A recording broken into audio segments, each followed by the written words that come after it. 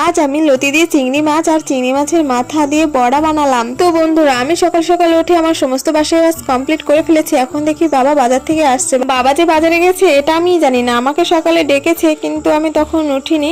বাবা যে বাজারে চলে গেছে এটাই জানতাম না। তারপর বাবা আসলো আর দেখো আস্তে আস্তে আমার বাবা ঘেমে গেছিল বলে গেঞ্জিটাও খুলে ফেলেছে। এখন বাবা আমার হাতে ধরিয়ে দিয়েছে একটা ব্যাগ, আর ব্যাগের মধ্যে দেখি কিছু লঙ্কা আর কিছু চিংড়ি মাছ আছে। তারপর আমি চলে গেলাম ঘরে চিংড়ি মাছ নিয়ে। ঠাকুমাকে বললাম লতিটা বেছে দিতে, আর লতি বাছতে অনেকটা টাইম লাগে।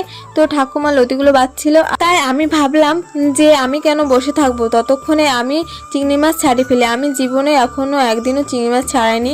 ঠাকুমাই সমস্ত মাছ কেটে কুটে দেয়। তো আমি ঠাকুমাকে বললাম আমাকে একটা দেখিয়ে দাও চিংড়ি মাছ কী করে ছাড়াতে হয়।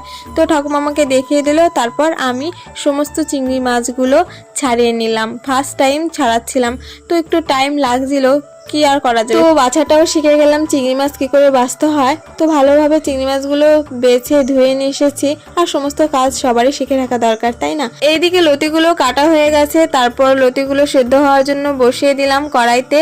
একটু নুন হলুদ দিয়ে সেদ্ধ করে নিচ্ছি খুব ভালো হবে, তাহলে নুনটাও ভেতরে ঢুকে যাবে আর হলুদটাও ভালো কালার চলে আসবে।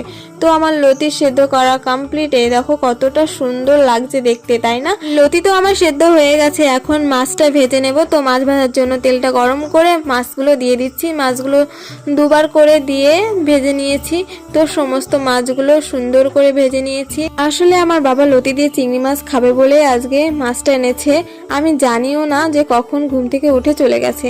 তো মাছ ভাজা কমপ্লিট হয়ে গেলে কড়াইতে আরেকটু তেল দিয়ে, তেলটা গরম হয়ে গেলে কালো জিরে ফোড়ন দিয়ে কিছুটা কাঁচা লঙ্কা বাটা রসুন বাটা দিয়ে একটু ভালো করে কষিয়ে নিয়ে তারপর দিয়ে দিলাম সমস্ত লতিগুলো। তারপর আরেকটু নুন আরেকটু হলুদ দিয়ে ভালো করে কষিয়ে নিলাম।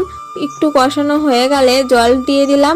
জলটা একটু ফুটে আসলে বা শুকিয়ে গেলে তখন চিংড়ি মাছগুলো দিয়ে ভালোভাবে মিশিয়ে নিলাম। তারপর আরেকটু জল শুকিয়ে নিলাম। যখন গা মাখা হয়ে গেছে, এখন আমি লতিটা নামিয়ে নেব। রেডি আমার লতি দিয়ে চিংড়ি মাছ রান্না। এখন আমি মাছের বড়া করব, মানে চিংড়ি মাছের মাথা দিয়ে বড়া করব। এর জন্য কিছুটা ডাল ভিজিয়ে রেখেছিলাম, একদমই অল্প করে ভিজিয়ে রেখেছিলাম। তার মধ্যে চিংড়ি মাছের মাথা আর কয়েক কোয়া রসুন আর 3-4টে কাঁচা লঙ্কা দিয়ে পেস্ট করে নিয়ে এসেছি মিক্সচারে। কিছুটা পেঁয়াজও কুচিয়ে নিয়েছি বড়ার মধ্যে দেওয়ার জন্য। তারপর কিছুটা লঙ্কার গুঁড়ো, হলুদ গুঁড়ো, লবণ স্বাদ মতো দিয়ে ভালো করে মেখে নিলাম। তার সঙ্গে দিলাম চালের গুঁড়ো দিয়ে ভালোভাবে মেখে নিলাম। আর দেখো কত সুন্দর হয়ে গেছে। এখন বড়াটা ভেজে নেব।